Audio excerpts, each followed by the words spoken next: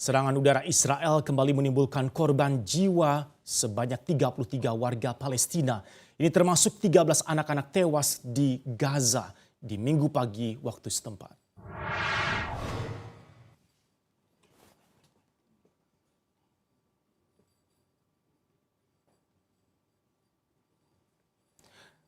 Pejabat Kesehatan Gaza Palestina mengungkapkan serangan dini hari tersebut terjadi di rumah-rumah di pusat kota Gaza. Sementara itu, militer Israel mengklaim telah menyerang rumah petinggi politik dan militer Hamas di Gaza. Dengan kejadian ini, jumlah korban tewas di Gaza sekarang melonjak menjadi 181 orang, termasuk 52 anak-anak di hari ke-7 pertempuran.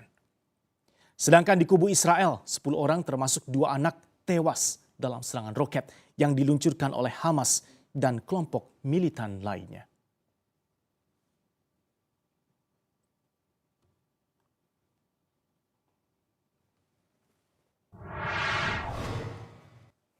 Israel menghancurkan gedung 12 lantai di Gaza.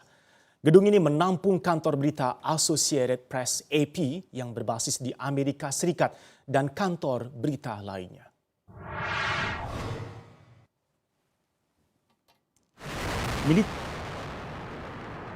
Militer Israel juga menyebut kalau pihaknya telah memberikan peringatan dini kepada warga sipil di dalam gedung untuk keluar.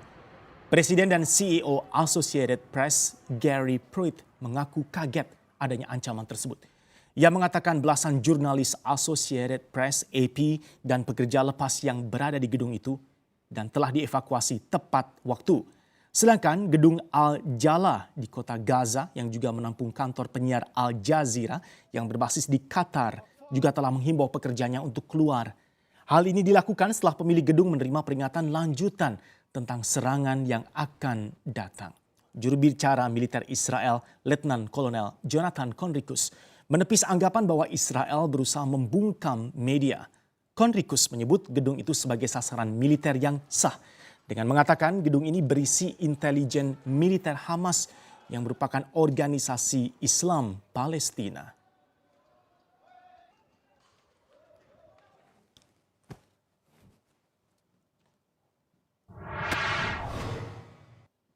Menteri Luar Negeri Palestina Riyad Al-Malki mendesak Dewan Keamanan PBB untuk segera mengambil tindakan guna mengakhiri serangan Israel di Gaza. Permintaan ini disampaikan Al-Mali dalam pertemuan virtual perwakilan PBB pada Minggu waktu setempat. Al-Malki menyebut 200 orang Palestina telah terbunuh. Sepertiga dari mereka adalah anak-anak dan wanita. Pertemuan PBB tersebut digelar setelah serangan udara Israel di kota Gaza meratakan 3 bangunan dan menewaskan sedikitnya 42 orang. Sementara itu, para pemimpin PBB berulang kali menyerukan diakhirinya konflik dan dimulainya kembali negosiasi perdamaian antara kedua sisi konflik. How many Palestinian civilians killed is enough for a condemnation. We know a single Israeli is, but how many Palestinians? 200 Palestinians have been killed. A third of them children and women. What is the threshold for outrage? An entire family wiped out of existence is not enough? Perdana Menteri Israel Benjamin Netanyahu mengisyaratkan pertempuran antara Israel dan Palestina di Gaza akan terus berlanjut meskipun ada upaya internasional untuk menengahi gencatan senjata. Netanyahu mengatakan Israel mendapat dukungan dari Amerika Serikat. Ia pun mengucapkan terima kasih kepada Presiden Amerika Serikat Joe Biden. Serangan udara Israel di kota Gaza meratakan 3 bangunan di hari Minggu waktu setempat. Dan menurut petugas medis, serangan ini sudah menewaskan sedikitnya 42 orang.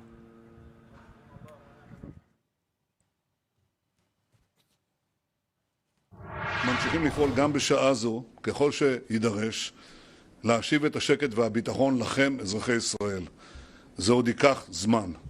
ואני רוצה לומר משהו מדברים על הלחץ הבינלאומי, תמיד יש לחצים, אבל בסך הכל אנחנו מקבלים גיבוי רציני מאוד. קודם כל גיבוי מארצות הברית, אני רוצה להודות שוב לידידנו הנשיא ג'ו ביידן, וגם למדינות רבות אחרות שבאמת עשו צעדים בלתי מקובלים, כמו הנפת דגלי ישראל על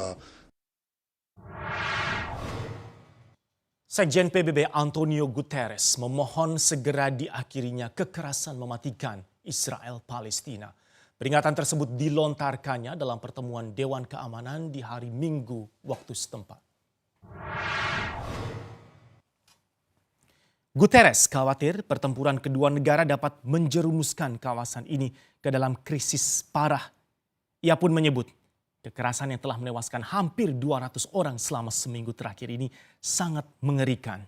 Menurutnya, perang Palestina dan Israel berpotensi untuk membuat krisis keamanan dan kemanusiaan yang tidak tertahankan dan menumbuhkan ekstremisme tidak hanya di wilayah Palestina dan Israel.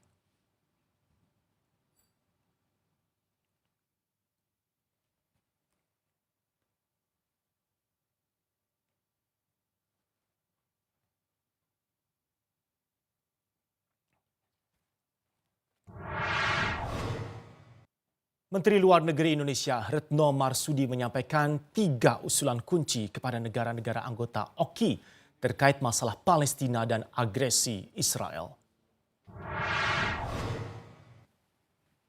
Pertama, memastikan adanya persatuan di antara negara anggota OKI.